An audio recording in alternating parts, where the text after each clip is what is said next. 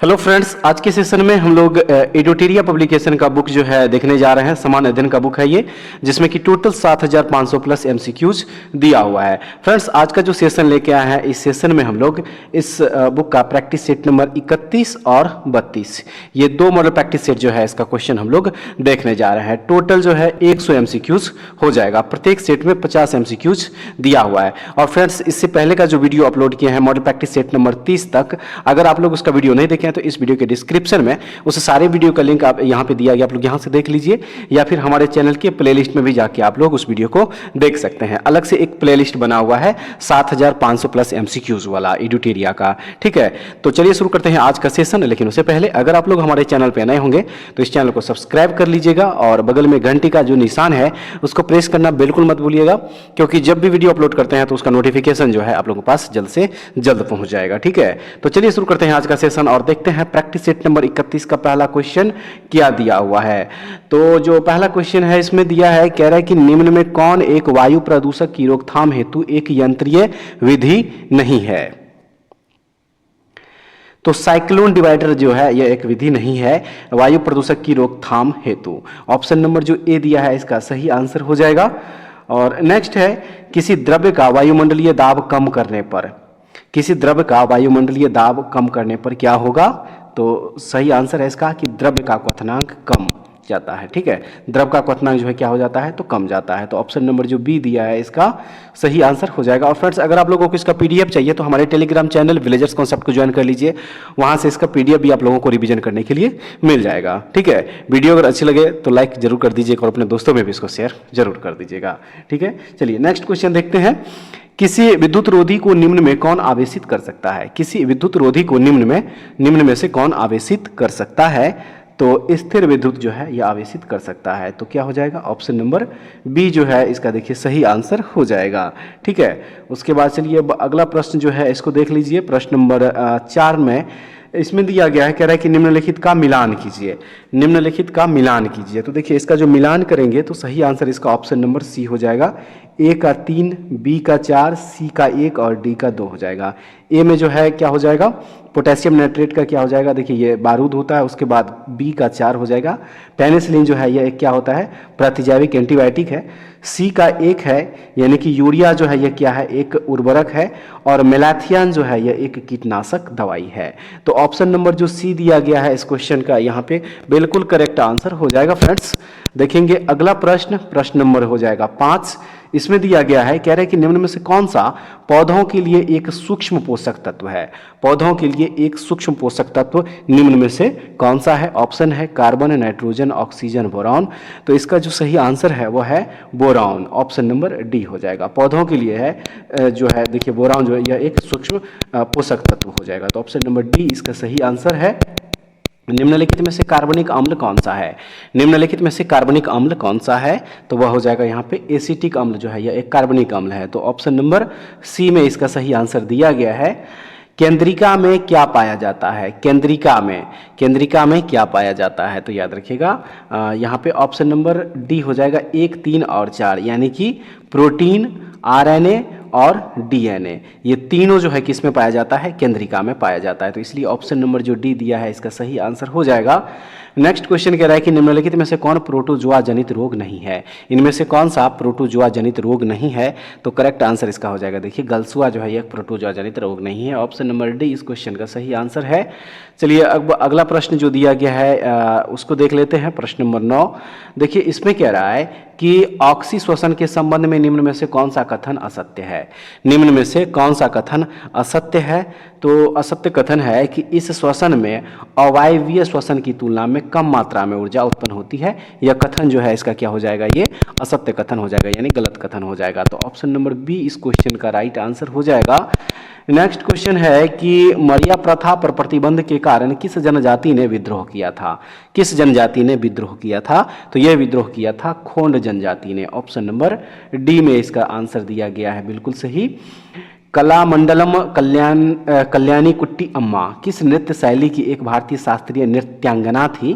तो right answer इसका हो जाएगा, देखिए ये मोहिनी अट्टम नृत्य शैली की एक भारतीय शास्त्रीय नृत्यांगना थी, मोहिनी अट्टम की। ऑप्शन नंबर सी इसका हो जाएगा सही आंसर। ठीक है, नेक्स्ट है भारतमाला परियोजना के पहले फेज की शुरुआत कब की गई थी? भारतमाला परियोजना के पहले फेज की शुरुआत कब की गई थी? तो यह शुरुआत जो है करी गई थी 2017 ईस्वी में, याद रखना है। ऑप्शन नंबर बी है इस क्वेश्चन का सही आंसर। निम्न में से भारत के सर्वाधिक जनसंख्या वाले राज्यों का सही क्रम क्या है? सर्वाधिक जनसंख्या वाले राज्यों का सही क्रम यहाँ पे पूछा जा रहा है, तो वह हो जाएगा ऑप्शन नंबर ए हो जाएगा इसका। देखिए जो ऑप्शन के हिसाब से दिया हुआ सबसे ज़्यादा जो है महाराष्ट्र, उसके बाद बिहार और उसके बाद पश्चिम बंगाल, तो ऑप्शन नंबर ए इसका सही आंसर हो जाएगा। निम्नलिखित पुस्तकों एवं उनके लेखक में कौन सही सुमेलित नहीं है? कौन इसमें सही सुमेलित नहीं है? राइट आंसर इसका option number D, Amrita Pritam आंसू जो दिया ये सही सुमेलित नहीं है, तो ऑप्शन नंबर डी इसका करेक्ट आंसर हो जाएगा। नेक्स्ट क्वेश्चन में कह रहा है कि निम्नलिखित में से किस देश का राष्ट्रीय खेल फुटबॉल नहीं है? कौन से देश का राष्ट्रीय खेल जो है फुटबॉल नहीं है? तो मलेशिया का राष्ट्रीय खेल फुटबॉल नहीं है, बाकी रूस, फ्रांस और ब्राज़ील का राष्ट्रीय खेल क्या है? फुटबॉल है। तो ऑप्शन नंबर जो डी दिया है इसका सही आंसर हो जाएगा। प्रसिद्ध पुस्तक विनिंग द इनर बैटल के लेखक कौन है? तो फ्रेंड्स इस पुस्तक के लेखक हैं शेन वॉटसन, ये जो है क्रिकेटर है। ऑप्शन नंबर सी इस क्वेश्चन का सही आंसर हो जाएगा। चलिए अगला प्रश्न जो है इसको देखते हैं। प्रश्न नंबर 17 में दिया गया है कि भारतीय मुद्रा के प्रतीक चिन्ह रुपया को किस वर्ष अपनाया गया था? इसका जो चिन्ह दिया गया है रुपया, इसको किस वर्ष में अपनाया गया था? तो याद रखना है ये अपनाया गया था 2010 ईस्वी में। ऑप्शन नंबर बी है इसका सही आंसर। केंद्रीय गंगा प्राधिकरण की स्थापना किस वर्ष की गई थी? केंद्रीय गंगा प्राधिकरण की स्थापना किस वर्ष की गई थी? तो इसकी स्थापना करी गई थी 1985 ईस्वी। ऑप्शन नंबर डी इसका सही हो जाएगा। अवशोषी क्षमता का अर्थ क्या है? अवशोषी क्षमता का अर्थ क्या है? तो इसका अर्थ है पर्यावरण के अपक्षय को सोखने की योग्यता से, जो कि ऑप्शन नंबर ए में इसका सही आंसर हो जाएगा। रोगन पेंटिंग किस क्षेत्र में प्रचलित एक कला है? रोगन पेंटिंग किस क्षेत्र में प्रचलित एक कला है? तो यह जो है कच्छ के क्षेत्र में, ठीक है, Kutch Gujarat. Option number C हो जाएगा इसका सही आंसर। नेक्स्ट क्वेश्चन, सार्क की स्थापना का मुख्य उद्देश्य क्या था?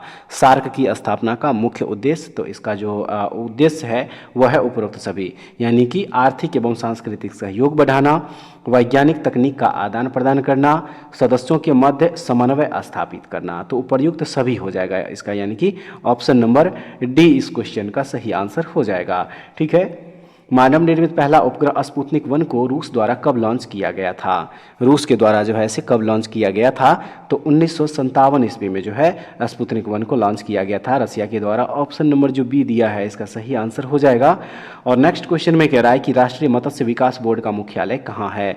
राष्ट्रीय मत्स्य विकास बोर्ड का मुख्यालय कहाँ है? तो इसका मुख्यालय है हैदराबाद में। ऑप्शन नंबर ए हो जाएगा इस क्वेश्चन का राइट आंसर। नेक्स्ट क्वेश्चन कह रहा है कि कैडी पुटिंग शब्द किस खेल से जुड़ा है? कैडी पुंटिग शब्द जो है यह किस खेल से जुड़ा हुआ है? तो याद रखिएगा ये गोल्फ खेल से जो है संबंधित शब्द है। ऑप्शन नंबर ए इस क्वेश्चन का सही आंसर हो जाएगा।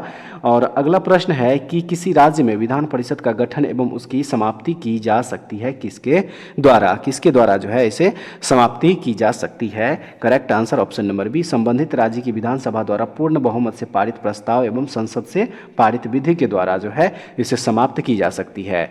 तो ऑप्शन नंबर जो बी दिया है इसका सही आंसर है।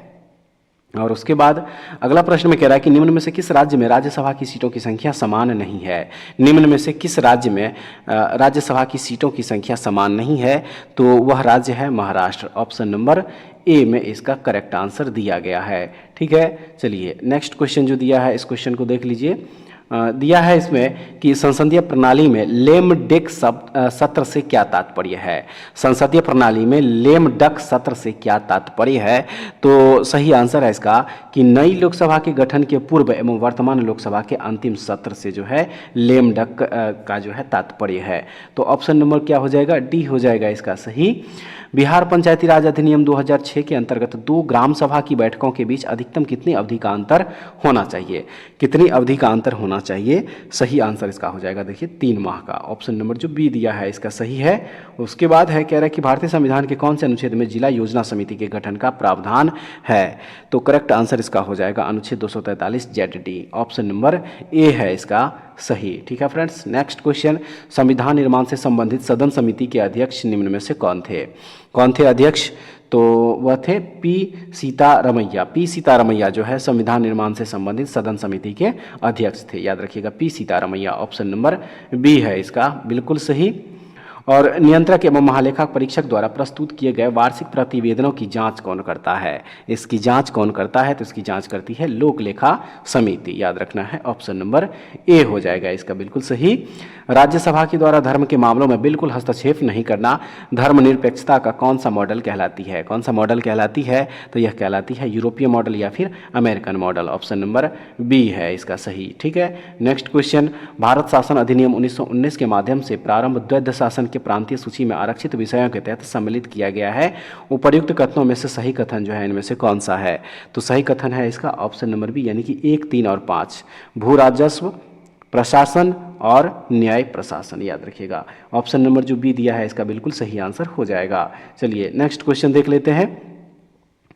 क्वेश्चन नंबर जो है हो जाएगा 34। ठीक है, और कह रहा है इस क्वेश्चन में कि निम्नलिखित को सुमेलित कीजिए। एक तरफ संवैधानिक विशेषताएं, दूसरी तरफ जो है उसके स्रोत है, और कह रहा है इसको सुमेलित करने के लिए तो राइट आंसर इसका ऑप्शन नंबर बी, ए का 4, बी का 3, सी का 2 और डी का 1 हो जाएगा। ए का 4 है कानून का शासन जो है यह ब्रिटिश संविधान से लिया गया है। उसके बाद बी का 3 निर्देशक सिद्धांत जो है ये आयरिश यानी कि आयरलैंड के संविधान से। सी का 2 है समवर्ती सूची जो है यह ऑस्ट्रेलिया के संविधान से लिया गया है। और आपातकाल के दौरान मौलिक अधिकारों का निलंबन जो है यह जर्मनी के संविधान से लिया गया है। तो क्या हो जाएगा इसका ऑप्शन नंबर जो बी है बिल्कुल करेक्ट आंसर हो जाएगा। और चलिए अगला प्रश्न जो है इस प्रश्न को देख लीजिए। प्रश्न नंबर 35 दिया है इस प्रश्न में कि भारत में निम्न में से किस प्रकार की चट्टान भवन निर्माण हेतु उपयुक्त चूना पत्थर, बलुआ पत्थर, सजावटी पत्थरों आदि के लिए प्रसिद्ध है? किस क्रम की चट्टान? तो इस क्वेश्चन का जो राइट आंसर हो जाएगा वो हो जाएगा ऑप्शन नंबर ए, विंध्यन शैल समूह की चट्टान है ये। ऑप्शन नंबर ए याद रखिएगा। नेक्स्ट क्वेश्चन दिया है हमारे सौरमंडल का दूसरा सबसे छोटा ग्रह कौन सा है? हमारे सौरमंडल का दूसरा सबसे छोटा ग्रह कौन सा है? तो वह है मंगल। ऑप्शन नंबर जो सी दिया है इसका बिल्कुल सही आंसर हो जाएगा। और उसके बाद कह रहा है कि निम्नलिखित में से कौन सी अटलांटिक महासागर की गर्म जलधारा है? इनमें से कौन सी अटलांटिक महासागर की गर्म जलधारा है? राइट आंसर इसका हो जाएगा, देखिए फ्लोरिडा जलधारा जो है यह अटलांटिक महासागर की गर्म जलधारा है। ऑप्शन नंबर ए है इसका सही आंसर। निम्नलिखित में से कौन सा देश स्वर्णिम त्रिभुज के अंतर्गत नहीं आता है? वह कौन सा देश है? तो वह देश है वियतनाम, यानी ऑप्शन नंबर डी हो जाएगा इसका सही आंसर। ठीक है, निम्नलिखित में से कौन सा कथन गलत है? निम्नलिखित में से कौन सा कथन गलत है? तो इनमें से सभी कथन जो है देखिए ये सत्य हो जाएगा। भारत का दक्षिणतम बिंदु इंदिरा पॉइंट है। भारत का सबसे उत्तरी बिंदु जो है वह इंदिरा कॉल है। भारत का पूर्वी बिंदु किबिथु तथा पश्चिमी बिंदु गहिरमाथा है। ऑप्शन नंबर जो डी दिया है इस क्वेश्चन का राइट आंसर हो जाएगा। और उसके बाद कह रहा है कि आकाशगंगा की निकटतम स्पाइरल गैलेक्सी कौन सी है? तो वह है एंड्रोमेडा गैलेक्सी। एंड्रोमेडा गैलेक्सी है, याद रखिएगा। ऑप्शन नंबर बी है सही।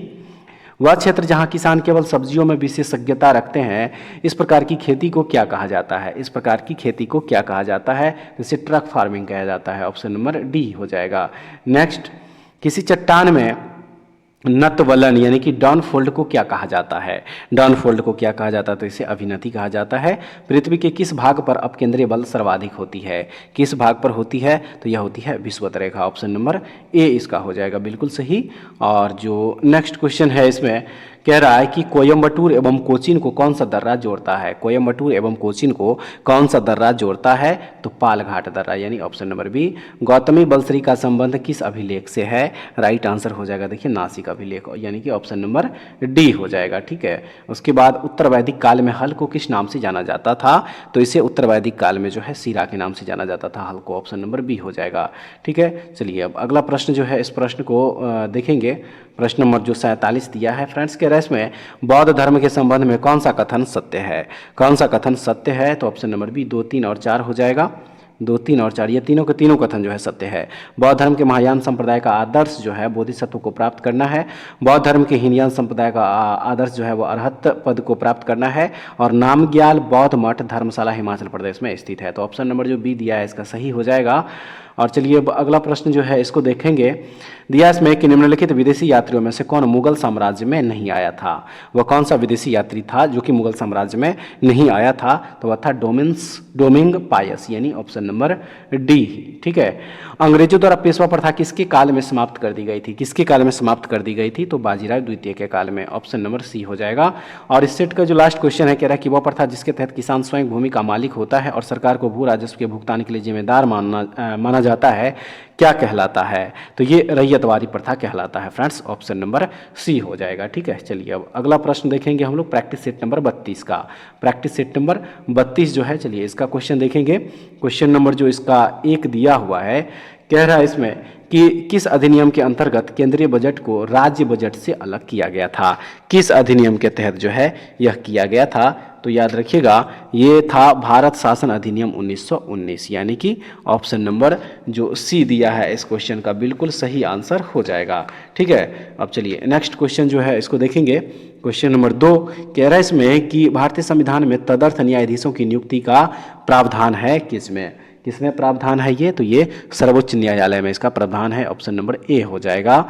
नेक्स्ट क्वेश्चन कह रहा है कि संविधान के किस अनुच्छेद के तहत संसद द्वारा किसी राज्य को अनुदान उपलब्ध कराया जाता है? किस अनुच्छेद के तहत? तो यह होता है अनुच्छेद 275 के तहत, जो कि ऑप्शन नंबर बी है इसका सही आंसर। निम्न में से कौन सा संविधान संशोधन अधिनियम वस्तु एवं सेवा कर से संबंधित है, यानी कि जीएसटी से संबंधित है? तो यह किससे संबंधित है? 101वां संविधान संशोधन अधिनियम 216 के तहत। ऑप्शन नंबर डी हो जाएगा इसका बिल्कुल करेक्ट आंसर। लोकसभा का कार्यकाल अब तक कितनी बार 6 वर्ष तक बढ़ाया गया है? कितनी बार जो है बढ़ाया गया है? तो यह बढ़ाया गया है फ्रेंड्स, याद रखिएगा केवल एक बार, यानी ऑप्शन नंबर ए। ठीक है, अगला प्रश्न है राज्यसभा का विशिष्ट क्षेत्राधिकार होता है। राज्यसभा का विशिष्ट क्षेत्राधिकार होता है तो वह होता है राज्य सूची के किसी विषय पर संसद को कानून बनाने के लिए प्राधिकृत करने में, यानी कि ऑप्शन नंबर डी इसका करेक्ट हो जाएगा। भारत में न्यायिक सक्रियता संबंधित है। भारत में न्यायिक सक्रियता संबंधित है, किससे संबंधित है? तो यह संबंधित है जनहित याचिका से, जो कि ऑप्शन नंबर बी इसका सही है। और संविधान के अंतर्गत जन स्वास्थ्य एवं स्वच्छता किस सूची के अंतर्गत आते हैं? किस सूची के अंतर्गत आते हैं? तो ये राज्य सूची के अंतर्गत आते हैं, यानी ऑप्शन नंबर बी हो जाएगा इसका सही। और चलिए अब अगला प्रश्न जो है इस प्रश्न को देखते चले। प्रश्न नंबर जो 9 दिया है इसमें है भारत के महान न्यायवादी के संबंध में निम्न में से कौन सा कथन सत्य है? कौन सा कथन है जो कि सत्य है? तो वह कथन है सभी, यानी कि इसकी नियुक्ति राष्ट्रपति द्वारा की जाती है। यह भारत का सर्वोच्च विधि अधिकारी होता है और इसे भारत के सभी न्यायालय में सुनवाई का अधिकार प्राप्त है। तो क्या हो जाएगा इसका? ऑप्शन नंबर डी हो जाएगा इस क्वेश्चन का सही आंसर। जलांगी नदी किस नदी की प्रमुख सहायक नदी है? जलांगी नदी जो है किस नदी की प्रमुख सहायक नदी है? तो याद रखिएगा यह हुगली नदी जो है इसकी सहायक नदी है जलांगी नदी। ऑप्शन नंबर ए है इसका बिल्कुल सही। अंतर्राष्ट्रीय तिथि रेखा जो है निम्नलिखित में से किससे गुजरती है? किससे गुजरती है? तो यह गुजरती है इनमें से सभी, आर्कटिक सागर से, चुक्की सागर से और बोरिंग स्ट्रेट से। तो ऑप्शन नंबर डी है सही। विश्व का सबसे अधिक सक्रिय ज्वालामुखी इनमें से कौन सा है? विश्व का सबसे अधिक सक्रिय ज्वालामुखी जो है इनमें से कौन सा है? तो वह है किलायु। ऑप्शन नंबर डी हो जाएगा इसका। ठीक है, उसके बाद अगला प्रश्न जो है इसको देख लीजिए। यहाँ पे प्रश्न नंबर 13 दिया है निम्नलिखित को मिलान कीजिए। एक तरफ झरने दूसरे तरफ जो है उससे संबंधित देश दिया गया है और इसको मिलान करना है। तो ऑप्शन नंबर ए इसका हो जाएगा सही। ए का 1, बी का 2, सी का 3 और डी का 4, यानी कि तुगेला झरना जो है ये दक्षिण अफ्रीका में है, यूम्बिला झरना है पेरू में, ब्राउन फॉल्स जो है न्यूजीलैंड में और हैरिसन बेसिल फॉल्स जो है ये कहाँ है? संयुक्त राज्य अमेरिका यानी कि यूएसए में है। तो ऑप्शन नंबर ए है इसका बिल्कुल सही आंसर। चलिए नेक्स्ट क्वेश्चन देखेंगे। क्वेश्चन नंबर हो जाएगा 14। कह रहा है इसमें कि बौना ग्रह सेरेस किसके मध्य स्थित है? बौना ग्रह सेरेस जो है यह किसके मध्य में स्थित है? तो याद रखिएगा यह स्थित है बृहस्पति और मंगल ग्रह के बीच में। ऑप्शन नंबर डी है इसका सही। दक्षिणी गोलार्ध में समताप रेखाओं के कम टेढ़ी मेढ़ी होने का प्रमुख कारण क्या है? प्रमुख कारण, तो इसका प्रमुख कारण है विशाल महासागरीय विस्तार, यानी ऑप्शन नंबर डी। ठीक है, मानव की कौन सी क्रिया जलवायु से सर्वाधिक प्रभावित होती है? मानव की कौन सी क्रिया जलवायु से सर्वाधिक प्रभावित होती है? तो वह है कृषि, यानी कि ऑप्शन नंबर बी हो जाएगा इसका बिल्कुल सही। नेक्स्ट है कि वृष्टि छाया प्रभाव किससे संबंधित है? वृष्टि छाया प्रभाव किससे संबंधित है? तो यह पर्वतीय वर्षा से संबंधित होती है। ऑप्शन नंबर ए हो जाएगा इस क्वेश्चन का सही आंसर। और चलिए अब नेक्स्ट क्वेश्चन देख लीजिए। निम्न में से किसे मोलेसिस बेसिन के नाम से भी जाना जाता है? निम्न में से किसे मोलेसिस बेसिन के नाम से भी जाना जाता है? तो ये जाना जाता है मिजोरम राज्य को। ऑप्शन नंबर जो बी दिया है सही हो जाएगा। ठीक है, प्रसिद्ध रूर कोयला क्षेत्र किस देश में स्थित है? प्रसिद्ध रूर कोयला क्षेत्र किस देश में स्थित है? तो यह स्थित है जर्मनी में। Option number B. R37 कब्रिस्तान का प्रमाण कहाँ से प्राप्त हुआ है? R37 यानी कि R37 कब्रिस्तान का प्रमाण जो है वह कहाँ से प्राप्त हुआ है? तो यह प्राप्त हुआ है हड़प्पा से। ऑप्शन नंबर ए है इसका सही आंसर। नेक्स्ट, ऋग्वैदिक काल की सामाजिक स्थिति के संबंध में कौन सा कथन असत्य है? कौन सा कथन है जो कि असत्य है? तो वह है कि इस काल में बाल विवाह प्रचलित थी। ऑप्शन नंबर ए हो जाएगा। ठीक है। नेक्स्ट, भगवान महावीर के प्रथम अनुयायी थे। भगवान महावीर के प्रथम अनुयायी इनमें से कौन थे? तो वह थे जमाली, यानी ऑप्शन नंबर सी। निम्नलिखित में से कहाँ जाने वाला व्यापार मार्ग उत्तरा पथ था? तो वह हो जाएगा, देखिए, तक्षशिला से राजगिरी, यानी ऑप्शन नंबर डी इसका हो जाएगा सही आंसर। तराइन के प्रथम युद्ध में पृथ्वीराज चौहान का सेनापति कौन था? तराइन के प्रथम युद्ध में पृथ्वीराज चौहान का सेनापति कौन था? तो उसके सेनापति थे अस्कंद, यानी ऑप्शन नंबर बी हो जाएगा। किस मुगल शासक के समय सतनामी विद्रोह हुआ था? किस मुगल शासक के समय में हुआ था ये? तो ये हुआ था औरंगजेब के समय में फ्रेंड्स। ऑप्शन नंबर ए इसका सही आंसर हो जाएगा। किस गवर्नर के समय श्वेत विद्रोह हुआ था? श्वेत विद्रोह जो है यह किस गवर्नर के समय में हुआ था? तो रॉबर्ट क्लाइव के समय में, यानी option number B. Simon commission द्वारा किस वर्ष अपनी रिपोर्ट प्रस्तुत की गई थी? किस वर्ष में रिपोर्ट प्रस्तुत की गई थी? तो 1930 ईस्वी में प्रस्तुत की गई थी। ऑप्शन नंबर जो बी दिया है इसका सही आंसर है। अखिल भारतीय किसान सभा के प्रथम सत्र की अध्यक्षता किसने की थी? किनके द्वारा जो है इसकी अध्यक्षता करी गई थी? तो याद रखिएगा, स्वामी सहजानंद के द्वारा जो है अखिल भारतीय किसान सभा के प्रथम सत्र की अध्यक्षता जो है करी गई थी। तो ऑप्शन नंबर बी इसका राइट आंसर हो जाएगा। निम्न में से कौन एक सदिश राशि का उदाहरण है? समय, दूरी, तापमान और वेग। कह रहा है कि इनमें से कौन सा एक सदिश राशि का उदाहरण है? तो वेग जो है यह एक सदिश राशि का उदाहरण हो जाएगा। Option number D. तार का प्रतिरोध किसके व्युत्क्रम अनुपात में होता है? करेक्ट आंसर है अनुप्रस्थ क्षेत्रफल के, यानी ऑप्शन नंबर डी इसका हो जाएगा सही आंसर। ठीक है, चलिए अगला क्वेश्चन जो है इसको देख लेंगे। बल के संदर्भ में असत्य कथन का चयन करें। इनमें से कौन सा जो है असत्य कथन है बल के संदर्भ में? तो याद रखिएगा, विपरीत दिशा में लगाए गए बल का परिणाम बल सदैव शून्य होता है, ये कथन असत्य हो जाएगा। तो ऑप्शन नंबर बी हो जाएगा इस क्वेश्चन का सही आंसर। बायोगैस में मीथेन का प्रतिशत लगभग कितना होता है? बायोगैस में मीथेन का प्रतिशत लगभग कितना होता है? तो 55.8% हो जाएगा, option number B. Next question कह रहा है कि काओलिन निम्न में से किसका अयस्क है? काओलिन जो है निम्न में से किसका अयस्क है? एल्यूमिनियम का अयस्क है, ये ऑप्शन नंबर सी हो जाएगा। धुआं में आंखों को प्रभावित करने वाला कौन सा शक्तिशाली उत्तेज्य है? कौन सा शक्तिशाली उत्तेज्य है? तो वह है परॉक्सी एसिटिल नाइट्रेट, यानी कि ऑप्शन नंबर जो डी दिया है, देख लीजिए यहाँ पे परॉक्सी एसिटिल नाइट्रेट, ये बिल्कुल सही हो जाएगा, यानी ऑप्शन नंबर डी हो जाएगा। अगला प्रश्न में कह रहा है कि यकृत द्वारा स्रावित पित्त के संबंध में निम्नलिखित में से कौन सा कथन सही नहीं है? कौन सा कथन है जो कि सही नहीं है? तो वह कथन है कि पित्तों में लिपिडों के पाचन के लिए एंजाइम होते हैं। ऑप्शन नंबर ए इसका राइट आंसर हो जाएगा। नेक्स्ट है, नई कोशिका का निर्माण होता है किससे? नई कोशिका का निर्माण किससे होता है? तो यह होता है पूर्व स्थित कोशिकाओं से, यानी ऑप्शन नंबर सी इसका हो जाएगा बिल्कुल सही। निम्नलिखित में से किसे कोशिकीय ईंधन भी कहा जाता है? किसे कोशिकीय ईंधन भी कहा जाता है? तो ग्लूकोज को याद रखना है, ऑप्शन नंबर बी हो जाएगा इसका सही। निम्न में से कौन सा एक शास्त्रीय भाषा नहीं है? निम्न में से कौन सा एक शास्त्रीय भाषा नहीं है? तो बांग्ला जो है, देखिए यह एक शास्त्रीय भाषा नहीं है, बाकी तमिल, मलयालम, संस्कृत जो है यह शास्त्रीय भाषा है। ऑप्शन नंबर बी इस क्वेश्चन का सही आंसर हो जाएगा। निम्नलिखित में कौन संवैधानिक निकाय के अंतर्गत नहीं आते हैं? निम्नलिखित में कौन संवैधानिक निकाय के अंतर्गत नहीं आते हैं? तो इस क्वेश्चन का right answer option number B 1 और 2 हो जाएगा। देखिए, राष्ट्रीय महिला आयोग और राष्ट्रीय मानवाधिकार जो है यह संवैधानिक निकाय के अंतर्गत नहीं आते। तो ऑप्शन नंबर जो बी दिया है इसका सही आंसर है। उसके बाद कह रहा है कि निम्नलिखित में कौन सा अभ्यारण्य तमिलनाडु में स्थित नहीं है? वो कौन सा अभ्यारण्य है जो कि तमिलनाडु में स्थित नहीं है? तो पराम्बिकुलम, यानी ऑप्शन नंबर डी हो जाएगा इसका सही आंसर। ठीक है, नेक्स्ट क्वेश्चन देख लीजिए। किस वर्ष उड़ीसा का नाम बदलकर ओडिशा किया गया? किस वर्ष में किया गया ये? तो ये किया गया था 2011 ईस्वी, ऑप्शन नंबर डी। उसके बाद जो अगला प्रश्न है इसमें, प्रसिद्ध पुस्तक कलेक्टिव एस्पिरिट कंक्रीट एक्शन के लेखक कौन है? इसके लेखक कौन है? तो इसके लेखक है Shashi Shekhar Vempati, option number C हो जाएगा। नेक्स्ट है, महाकाली संधि या पंचेश्वर बांध समझौता किन दो देशों से संबंधित है? किन दो देशों से संबंधित है ये? तो ये भारत और नेपाल से संबंधित है फ्रेंड्स, ऑप्शन नंबर ए हो जाएगा इस क्वेश्चन का आंसर। भारत में पहली पशुधन गणना किस वर्ष के दौरान की गई थी? किस वर्ष के दौरान जो है पहली पशुधन की गणना की गई थी भारत में? तो यह किया गया था 1919-20 में, ऑप्शन नंबर बी हो जाएगा। अगला प्रश्न है, विश्व मौखिक स्वास्थ्य दिवस यानी कि वर्ल्ड ओरल हेल्थ डे कब मनाया जाता है? तो याद रखना है ये मनाया जाता है 20 मार्च को, ऑप्शन नंबर ए हो जाएगा। अगला प्रश्न को देखेंगे, विश्व प्रसिद्ध मथानिया मिर्च किस राज्य से संबंधित है? तो याद रखिएगा ये संबंधित है राजस्थान राज्य से। ऑप्शन नंबर जो दिया गया है सी इसका सही आंसर हो जाएगा।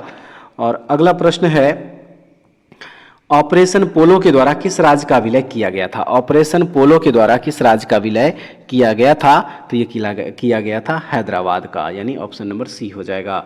नेक्स्ट, निम्नलिखित में से कौन सा कानून भोपाल गैस त्रासदी के तुरंत बाद लागू हुआ था? कौन सा कानून लागू हुआ था? तो वह कानून था पर्यावरण संरक्षण अधिनियम 1986, यानी ऑप्शन नंबर सी हो जाएगा सही आंसर।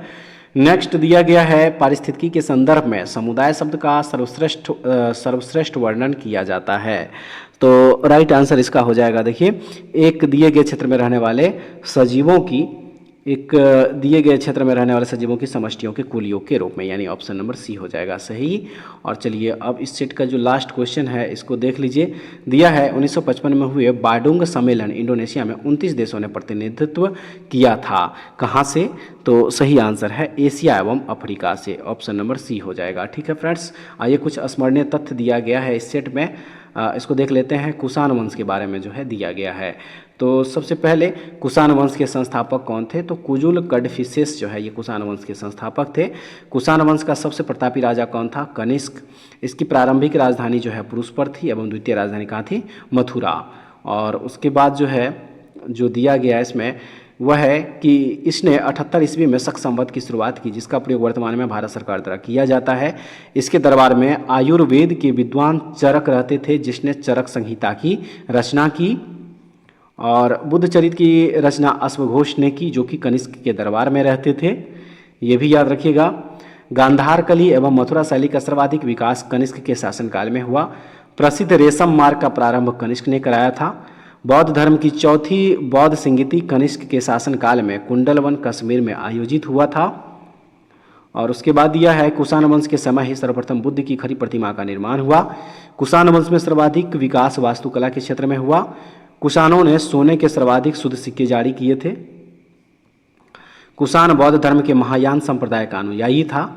कनिष्क की मृत्यु जो है 102 ईस्वी में हुई थी। और कुषाण वंश का अंतिम शासक जो है वासुदेव थे। तो ये था कुछ स्मरणीय तत्व। उम्मीद करते हैं फ्रेंड्स आज का सेशन भी आप लोगों के लिए काफ़ी महत्वपूर्ण होगा। और एक बार कमेंट्स करके जरूर बताइएगा कि सेशन आप लोगों को कैसा लगा। और पीडीएफ के लिए हमारे टेलीग्राम चैनल विलेजर्स कॉन्सेप्ट को ज्वाइन कर लीजिए, वहाँ से इसका पीडीएफ भी आप लोगों को मिल जाएगा। तो ऐसे वीडियो के लिए हमारे चैनल से जुड़े रहिए। नेक्स्ट वीडियो में दोबारा फिर से मिलते हैं, तब तक के लिए जय हिंद।